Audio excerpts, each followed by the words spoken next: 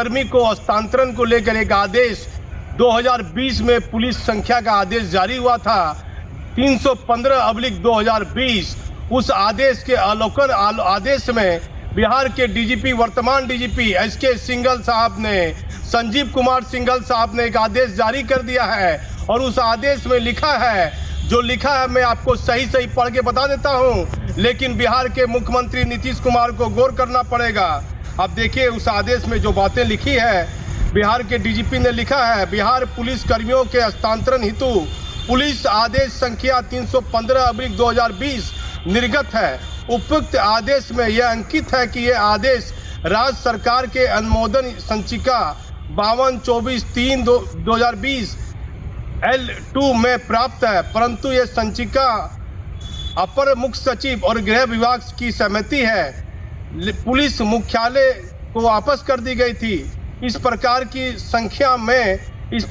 संचिका में राज्य सरकार की सहमति नहीं थी। मतलब डीजीपी ने लिखा है 315/2020 के पुलिस संख्या के आदेश में राज्य सरकार की सहमति नहीं थी, लेकिन माननीय मुख्यमंत्री जी, पूर्व के डीजीपी ने लिखा है कि राज्य सरकार का अनुमोदन प्राप्त था।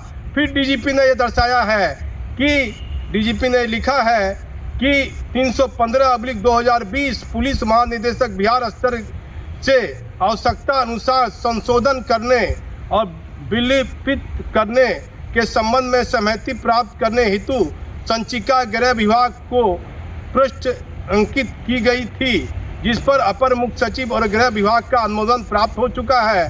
पूर्ण विचारोपरांत पुलिस आदेश 315/2020 को विलोपित किया जाता है, मतलब समाप्त किया जाता है। उसके बाद लिखा गया है, इसको विलोपन के पश्चात पूर्व की व्यवस्था बनी रहेगी। भविष्य में आवश्यकता अनुसार इस संबंध में पुलिस महानिदेशक बिहार स्तर से आदेश निर्गत किए जाएंगे। 13 तारीख का आदेश है माननीय मुख्यमंत्री जी।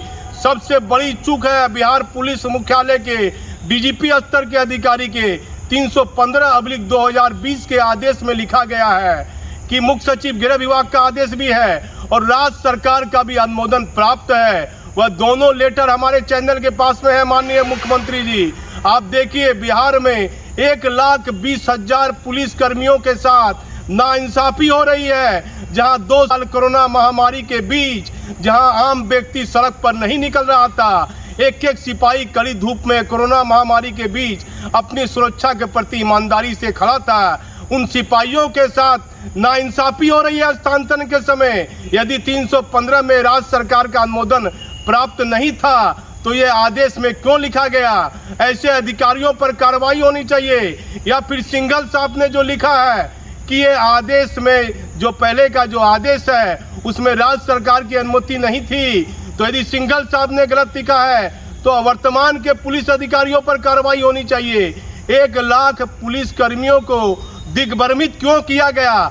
315 वाला ज्ञापन पूरे तेजी से 2020 में जारी हुआ था, यह 2022 चल रहा है। और डीजीपी साहब को यदि आदेश जारी करना था तो 1 साल पहले करते। मेरी खबर चलने के 2 दिन के बाद एसके सिंघल ये आदेश आज 13 तारीख को निकालते हैं। और डीजीपी साहब को देखना चाहिए, इनका कार्यकाल लगातार सवालों के घेरे में रहते हैं। अब देखिए एक एडीजी बार मीटिंग में कह रहा है कि मेरे एसीआर में लिख दिया गया, मुझे कानून की जानकारी नहीं है। उस एडीजी को कानून की कितनी जानकारी है, ये बिहार में किसी से छिपा नहीं है माननीय मुख्यमंत्री जी। आप देखिए एक थानेदार के खिलाफ खबर छपती है तो पत्रकार पर स्टेशन जारी कर देता है। यदि डीजीपी के खिलाफ खबर चलती है तो वर्तमान डीजीपी साहब वह उस जिले के एसपी को, एसएसपी को फोन करते हैं कि फलाने पत्रकार को बैठने मत दीजिए। क्या डीजीपी रैंक के अधिकारियों का जो स्तर होता है, जो गरिमा होती है, क्या वह ऐसी रहनी चाहिए माननीय मुख्यमंत्री जी? आप देखिए ये 2 तरह का आदेश कैसे निकला।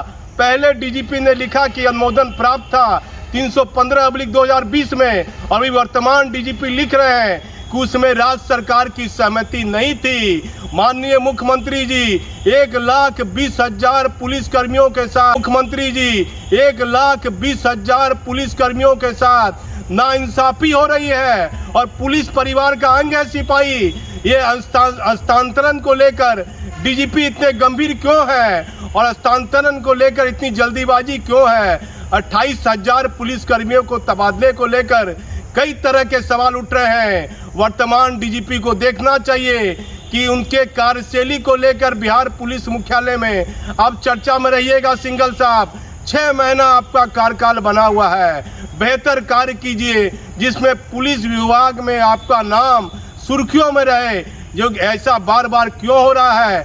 2 अनुमोदन पहले है, पहला अनुमोदन में लिखा है राज्य सरकार की अनुमति प्राप्त है, फिर आज डीजीपी लिख देते हैं कि उस अनुमोदन में ऐसा नहीं लिखा है। माननीय मुख्यमंत्री जी, आप ही की सरकार है और दोनों डीजीपी आप ही के थे। उस मामले का, दोनों आदेश का अध्ययन कीजिए माननीय मुख्यमंत्री जी, और सिपाहियों और पुलिस कर्मियों के हस्तांतरण के मामले में गंभीरता देखिए कि आखिर ये क्या हो रहा है। 315/2020 के आदेश को डीजीपी ने क्यों नहीं माना? उसमें किन बिंदुओं का उल्लेख है? देखना चाहिए गलतियां कहां से हो रही है। ये बिहार के मुख्यमंत्री को देखना है, गंभीर मामला है। मैं भागलपुर से दीपक नौरंगी।